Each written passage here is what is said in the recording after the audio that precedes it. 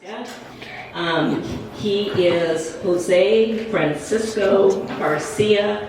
He's a third generation with direct parental and maternal Mexican descendants who have settled in the Midwest in the early 20th century. He is also a Vietnam vet, a retired railroader, which I didn't know since I am too, and is a longtime Chicano activist. Jose and his wife Linda are the founders of the Mexican American Historical Society of the Midlands.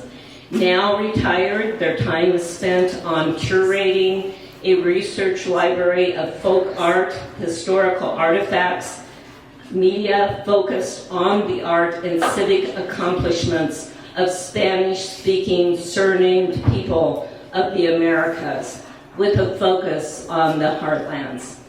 Please help me welcome José Garcia. Can I have a mic? Buenos días. Hello, everybody. Soy José Francisco Garcia Rios. I use Rios also because that's my mom's maiden name. And we need to keep in our family the legacy of our paternal as well as our maternal side. I'm standing in front of you as a third generation Mexican American, and after my presentation is over, we'll get into what is a Mexican American, what's a Chicano, Latino? Oh no, come on, you're Hispanic, aren't you? Okay, we'll get into that a little later. But right now, what is a city boy doing in front of a standing audience in this Plains Museum, presenting a 500-year history, well, almost a 500-year history for Nebraska. It's a 485-year history of exploration and, some say, exploitation by those that are part of mine and your ancestors. I am as much a European as a German, a Russian, a Czech, a Polish, a Ukrainian. The Spanish side of the exploratory conquest of this continent is deep European, if in fact it's deep African, because Spain was conquered for 600 years by an African nation. And those Spaniards that came to the New World, there were only about 67 of them. And there were no women until 40 or 50 years later, after the 1521 conquest of Tenochtitlan, which is Mexico City. So the other part of our Spanish colonial past came to be the mestizo side, because there was no other baby producers than indigenous women. So that's how I came to be. That's how us mestizos came to be. And guess what? We are all part of that race of humanity that basically took place because of exploration and exploitation. Now, I'm going to get into my presentation and then we can start talking about those things. Hispanics, as much as European as most everyone in this room. Of course, the main discovery was more akin to the U.S. Western European lack of profound awe of the people they encountered. In other words, Cortez, when he saw Tenochtitlan, he saw a city of 50,000 people. And nowhere in his experience or the history of Spain was such an encounter ever presented to the eyes of Spaniards or whoever preceded him in their cultural line. So on this, our continent, our American continent, belongs to all of us, regardless of whether you're race, color, or creed. We are Americans, and this is our flag. Let's get on with the presentation, and I'm going to have to sit down and run through tapping here. Weaving Ancestors, a Nation joined us for the Chautauqua, and Linda will have her at 2 o'clock in the other room across the hall. the northern frontier of New Spain, Spanish conquest. This is the way New Spain looked like back in the 1540s, except for that little spot right up there, orange, which very many nations claimed. The Russians, the Brits, the English, the French, they were all fighting over that. But the one main, what can I say? The one main draw that pushed the Spanish explorers, Fernando I get these names mixed up. It was. Let me look at my notes real quick. It was Mr. Vasquez de Coronado. That was his full name. And in 1540, he had headed up what is called the Camino Real, looking for the 7 cities of gold. Well, what do you mean 7 cities of gold? Well, a couple of years before, there was this Spanish explorer called Núñez. In 1527, he got lost with 8 other Spaniards and traversed the lower part of what is now the United States and became wards of indigenous tribes along the way. And lo and behold, he started hearing fables, which then Mr. Coronado heard, and the thing that triggered him was gold. And the experiences that he wanted to encounter was to find the 7 cities of gold, which initiated the 1540 trek northward by Hernán Cortés. And it was not only him that was starting to explore the upper continent of North America. You had De Soto that understood the Missouri River better than most people have up to that point. You had Cabeza de Vaca, who we had just talked about regarding the 1527 exploitation. So there was quite a lot of Spaniards that were entering the North American continent north of the Rio Grande, which the river is now called. Now in January 1540, Vasquez de Coronado set out for Mexico to find the fabled cities of gold. And he took this approach right here. He took an approach to the west of the Sierra Nevadas. There are 3 major mountain ranges in Mexico, and he decided to take the one closest to the western coast and ended up in New Mexico. And then from New Mexico, he didn't find the 7 cities of gold, and he destroyed several villages and started the movement of habitating Santa Fe, New Mexico.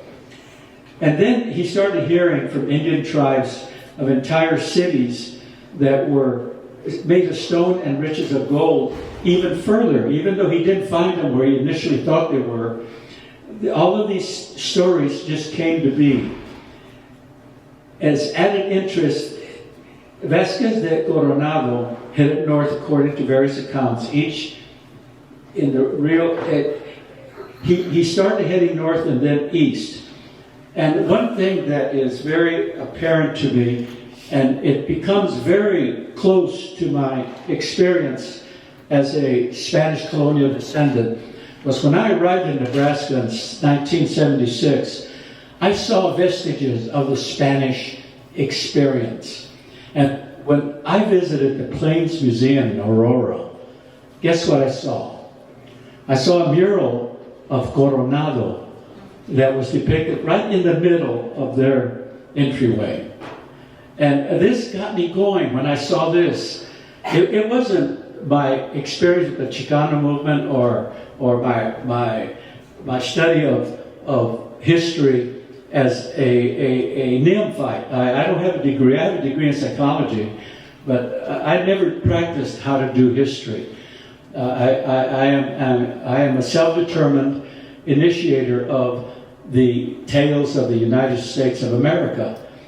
And so the Plains Museum was one of my first benchmarks into this incredible history about the Spaniards in the Nebraska Territory. So when Coronado started looking for Cibola, which was the 7 cities of gold, this is what he found.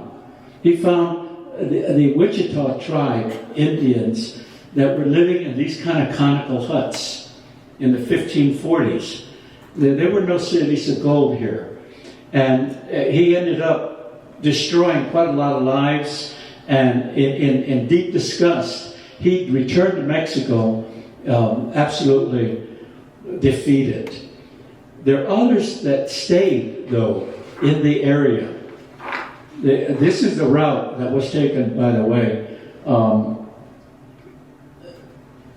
Once they got into Santa Fe, and then they went up into Nebraska area looking for Quivera.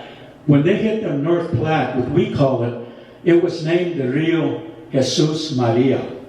That was the first name, a European-style name. Even though it was in Spanish, it was still European. It was the name of the river. And then it was renamed by the French. And then it was again named the Platte, the North Platte, the South Platte, and all of that by the ensuing Western Europeans that began infiltrating the territory. There was a person that stayed after Coronado left, and he was Padilla. It was a Friar Padilla. He was a Franciscan, and there are various, myths about him, various tales about his martyrdom in Nebraska as opposed to Kansas.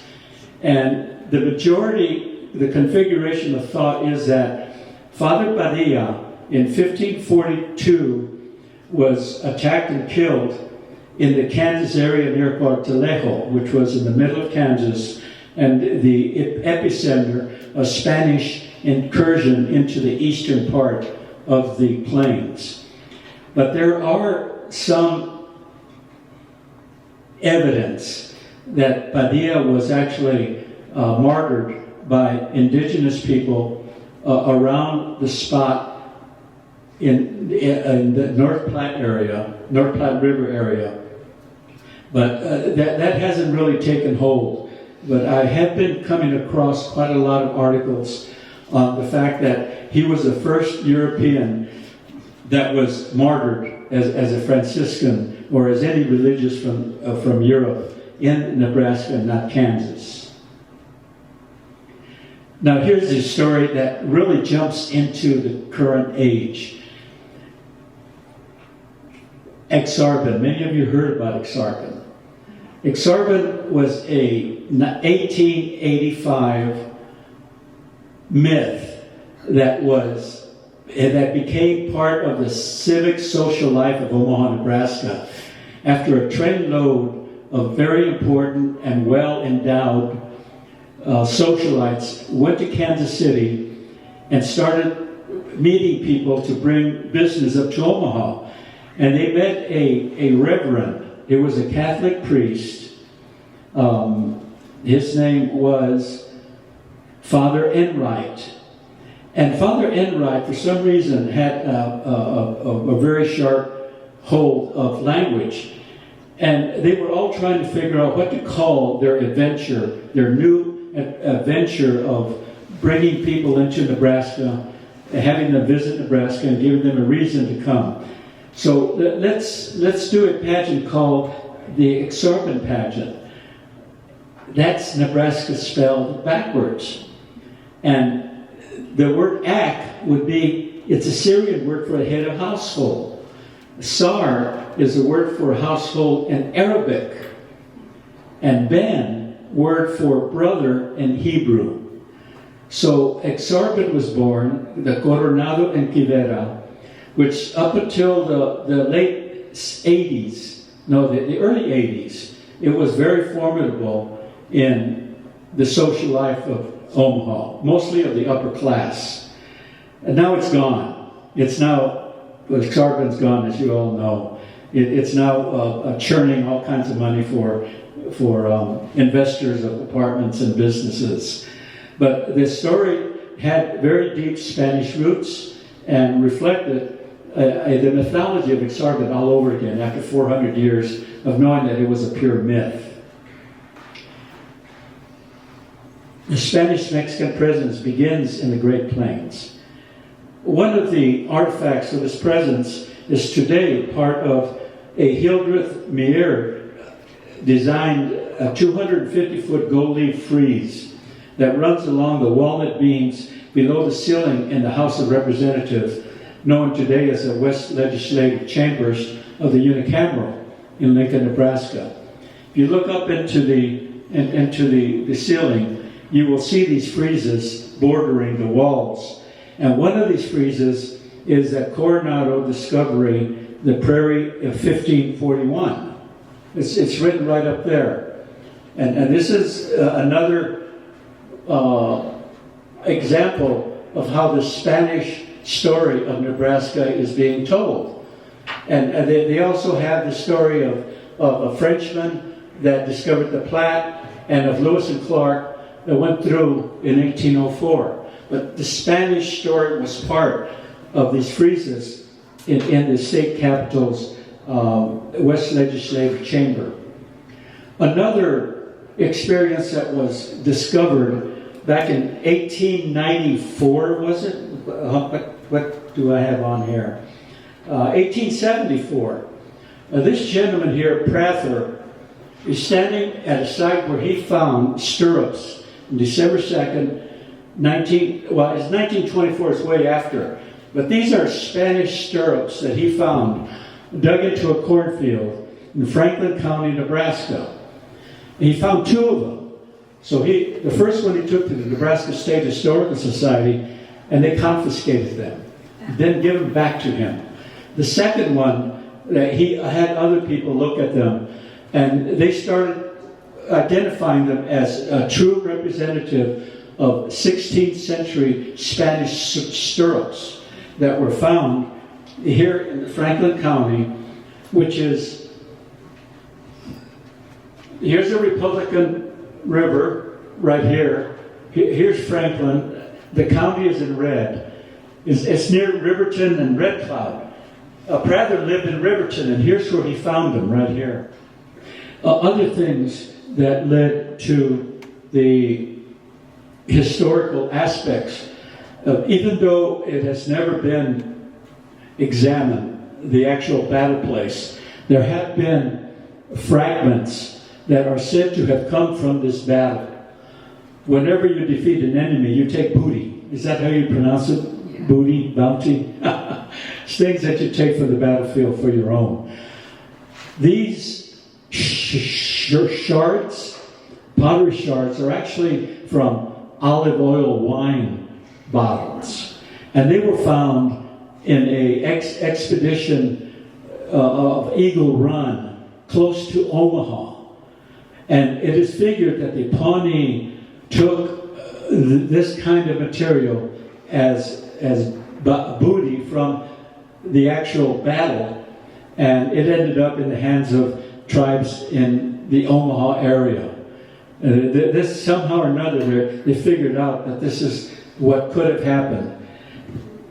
Here's another example of not necessarily the Villa Sur massacre, but in Sheridan County, which is up by White Clay in the northern part of Nebraska, there is one of the three petrographs that are part of the history of Nebraska, and this is one of them. It is a carved rock.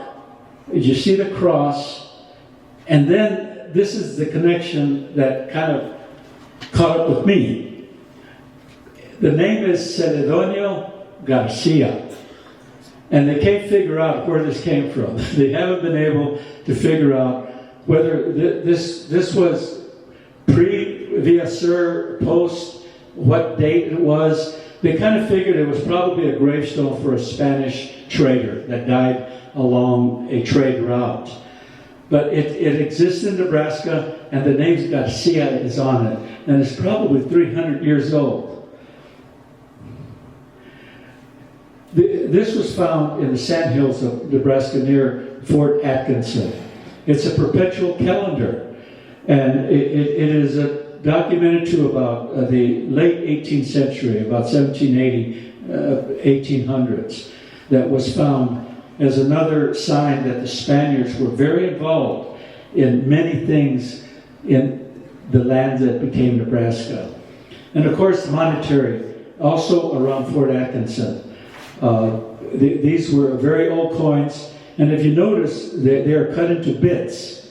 And this was something that was it was a way of cutting the value of something to pay for 4 bits instead of 2 bits. And they actually cut the coin and provided them. And this is a monetary factor that is very universal when metal money is involved in the United States, or in the world for that matter. We're going into the 1800s now. The Louisiana Purchase, Oregon Territory, New Spain, where it was at, the United States of America, up and down the Mississippi River to the east. This was the beginning of the 19th century, in the 1800s. The activity continued, not much military then, with traders and forays into this vast territory, until the Adams-Otis Treaty of 1819. And what was, there were no more mules. The carretas were not really that involved, even though there were carretas in the Villa Sur expedition and in several other artifacts that were found along the northern New Mexican area. What became of the carreta was the prairie schooner, which once again was the main freight carrier through the 200-year expedition of European Americans that was amplified with the Homestead Act of 1864, something like that. The Spanish presence continued in the Nebraska side in around 1806, 1804, 1806. I got to look at my notes on this one here. In 1806, a Spaniard, this isn't him, but this is a depiction of how a military cavalry would look in the late 19th century. Facundo Melgares was a high-placed soldier in the Spain's army, and he was sent with 200 soldiers, 2,000 horses, about 300 indigenous people to places like White Cloud, Nebraska, where White Cloud is now, in search of Zubalon pike, and the exploitation of what are the two people that were very, very heavy down here? Lewis and Clark. Spain did not want anything to do with any exploitation of the Americans. So Facundo was sent out and met with indigenous people in the area, provided them with a Spanish flag, and says, stay away from the Americans. Well, Zubalon Pike, which was an explorer that for the Americans, showed up about a week later and said, no, this doesn't work, and actually turned the indigenous around, and they started flying the American flag and using trade with the Americans. So further kind of pushing back on the Spanish involvement in Nebraska. And this was the area where this was all taking place. You had Red Cloud to the west, White Rock along the Republican River, and Guide Rock was where they met. Facundo and the Spanish detachment. There's where they met, and then Zubalon. And I'm not sure if Lewis and Clark went that far down during their exploration.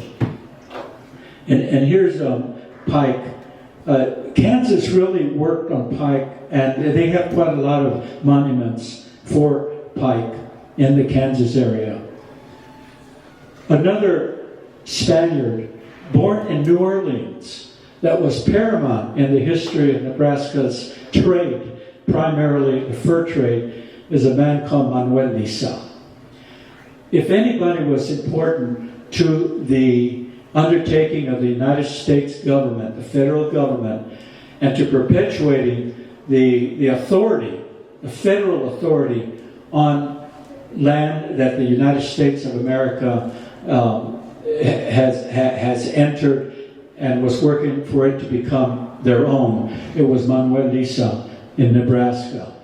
Manuel Lisa was born of Spanish parents in New Orleans in something like 1887. And he became a fur trader and worked the Missouri River up and down and ended up in Omaha, Nebraska, and built a fort in Omaha, Nebraska, right along where Eppley Airfield is at right now. There has been absolutely no work done to find out the exact place of this fort.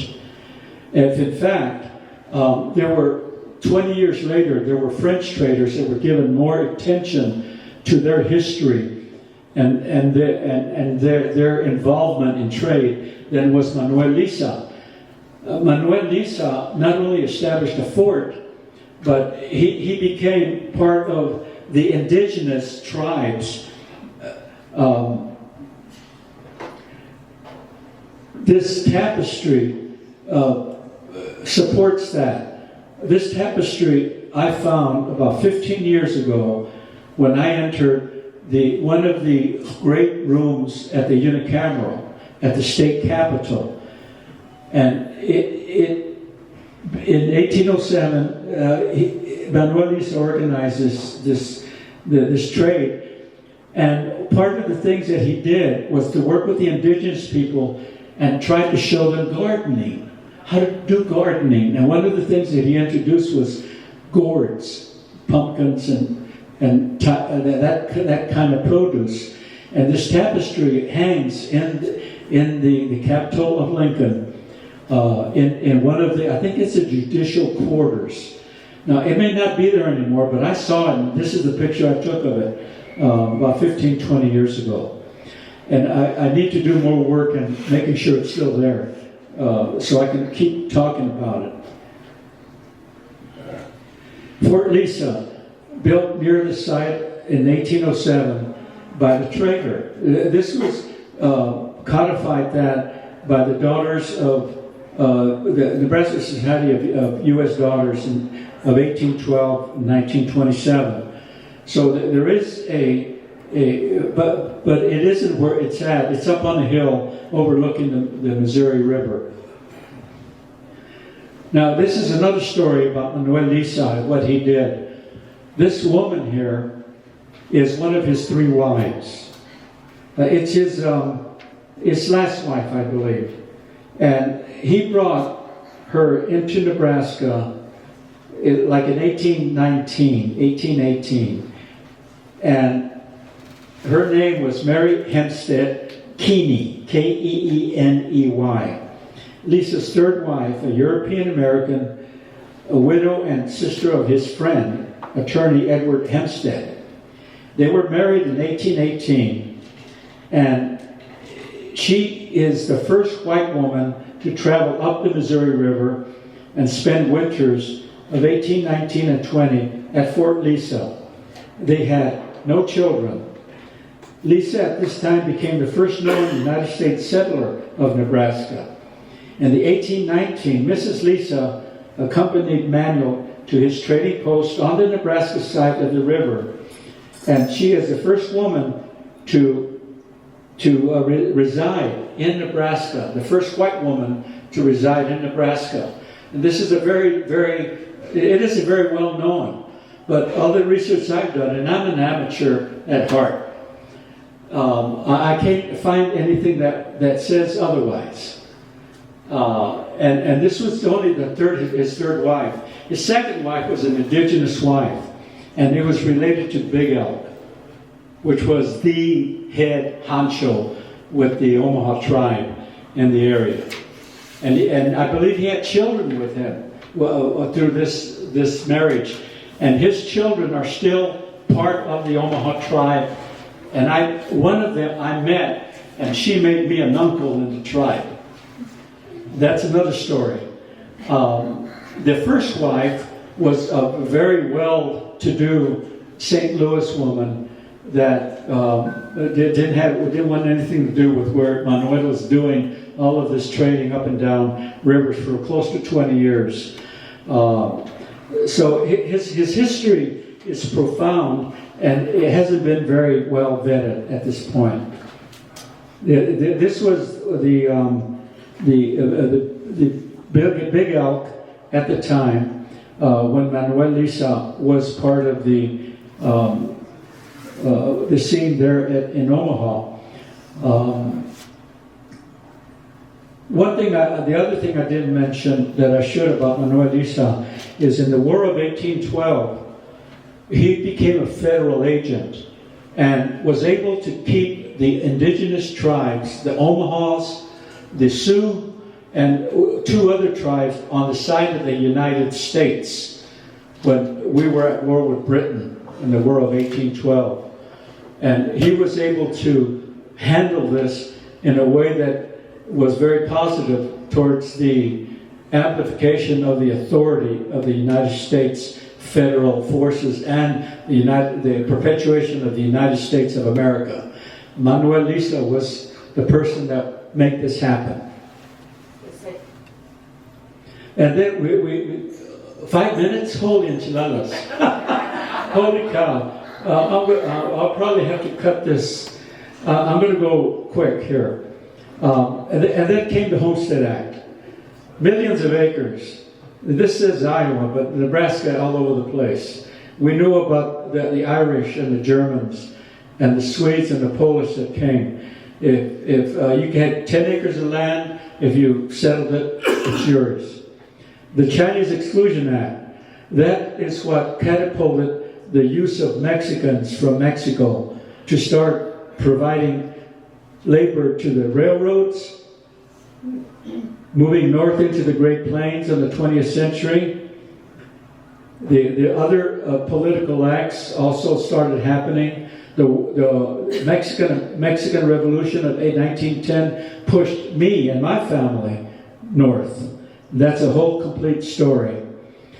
The Solos were recruited by American agents and put to work all over the United States. In the sugar mills of western Nebraska or eastern Colorado, there were plenty of them. In the beet fields, Mexicans that started raising families. The Solos came in trains. Many of them were provided protection of immigration, exemptions of immigration laws because their labor was so well needed. They started building adobe houses. This one is it was in Scotts Bluffs, and I'm not sure if it's still standing. And then we went urban. And Omaha, Nebraska became part of the largest cattle livestock industry in the United States in 1955. This picture here was taken in 1905 in Omaha, Nebraska, and it shows the expanse of the cattle industry. 5 packing houses had huge facilities, and the majority of the workers were immigrants, were Irish, German, but then when they became a part of the middle class, their place was taken by primarily people from Mexico. In 1935, Mexicans in Omaha celebrated Cinco de Mayo. And so this Cinco de Mayo isn't no stranger to Nebraska. And they had orchestras, they had families, they were deep into the packing house industry. And they also had cowboys and stock ranches in Cherry County in 1904. The religion, my wife's family brought the Lutheran religion into the barrio of Omaha. People started getting married and raising families. Going to war, these are all veterans that went to World War II. Playing sports in St. Joe, Missouri. 2 of these people became iconic figures in Omaha. Women were very strong in the 50s and 60s. the American GI Forum being one of the platforms. And all of these things here are on a mural that my wife did that honored veterans, Army, Navy, Air Force, and Marine veterans that died, that were American citizens based in Nebraska over the years. Okay, these are population numbers of the highest percentage of Hispanics, mestizo population in Nebraska. North Grand Island, 33%, Scottsbluffs, 28%, Columbus, 24%, Omaha, 15%. In 1970, Hispanics numbered 7,000. In 1980, 28,000. In 1990, 36,000. The 20th century census, 94,000. In 2020, decennial census, there were 237 people in Hispanics in Nebraska. This represented 12% of the total state population. History Explorers Club, the Mexican American Historical Society. This is a Chicano Nice media production of the Mexican American Historical Society, and I am done.